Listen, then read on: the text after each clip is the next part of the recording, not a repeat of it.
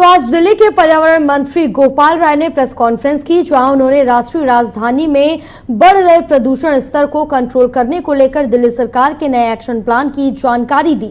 उन्होंने कहा कि दिल्ली सरकार ने विंटर एक्शन प्लान की तरह समर एक्शन प्लान भी बनाया है। इसको लेकर तमाम विभागों को जिम्मेदारियां सौंप दी गई हैं।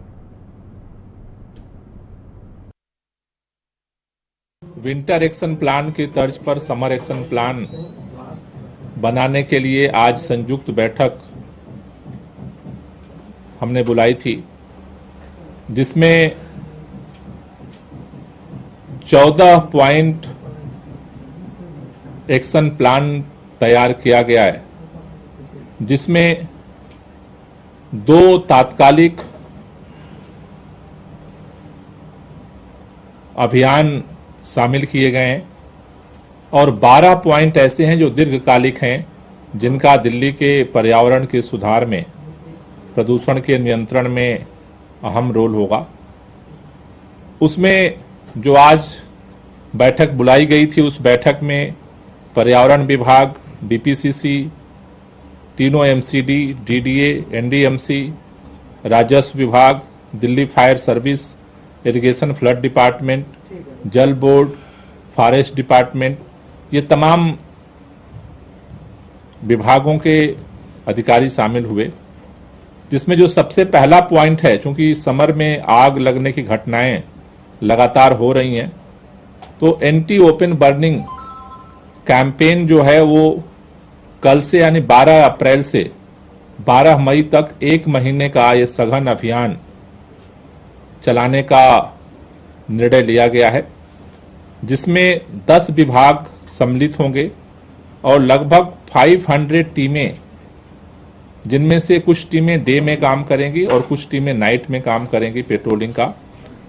और इस मॉनिटरिंग के माध्यम से जो ओपन बर्निंग है उसको कंट्रोल करने का अभियान जो है वो 12 अप्रैल से 12 मई तक चलाया जाएगा। दूसरा, खासतौर से जो लैंडफिल साइट है वहां पर बार बार आग लगने की घटनाएं हो रही हैं, उसके लिए एमसीडी को स्पेशल मॉनिटरिंग के लिए निर्देश दिए गए हैं। साथ ही साथ अभी जो वहां पर लैंडफिल साइट में ओजोन गैस बन रही है, उसका तात्कालिक कोई टेक्नोलॉजिकल सलूशन हो सकता है, क्या तरीके हो सकते हैं, इसको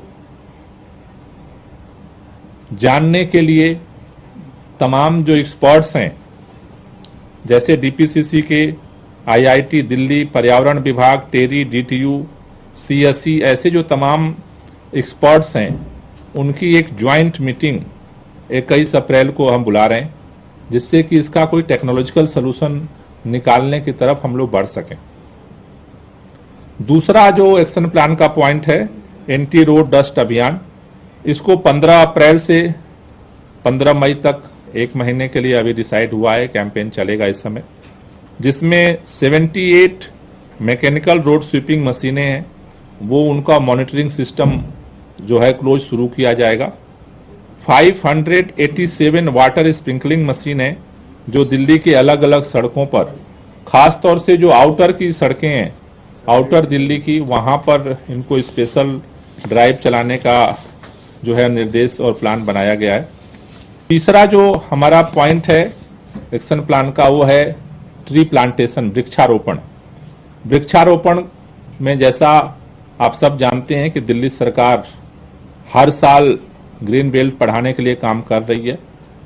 उसको लेकर के कल दिल्ली के सचिवालय में ही सभी विभागों की ज्वाइंट मीटिंग बुलाई गई है और पिछले साल जो हमारा टारगेट था, लगभग 31 लाख पौधे लगाने का टारगेट था, हमने 35 लाख कवर किया है। तो कल हम मेगा ट्री प्लांटेशन का जो है अभियान के लिए सारा डिजाइन तैयार करेंगे। इसका जो नोडल विभाग होगा वो फॉरेस्ट विभाग को जिम्मेदारी दी गई है कि इस पूरे को अभियान को जो है वो कोऑर्डिनेट करेगा। चौथा जो पॉइंट हमारा है urban farming. Urban farming, Delhi के अंदर अब जमीन की कमी पड़ने लगी है वृक्षारोपण के लिए। उसको देखते हुए दिल्ली के ग्रीन कवर को आगे बढ़ाने की जो प्रक्रिया है जारी रखी जाए। इसके लिए पहली बार दिल्ली के अंदर ये अर्बन फार्मिंग का अभियान जो है वो चलाने का सरकार ने निर्णय लिया है।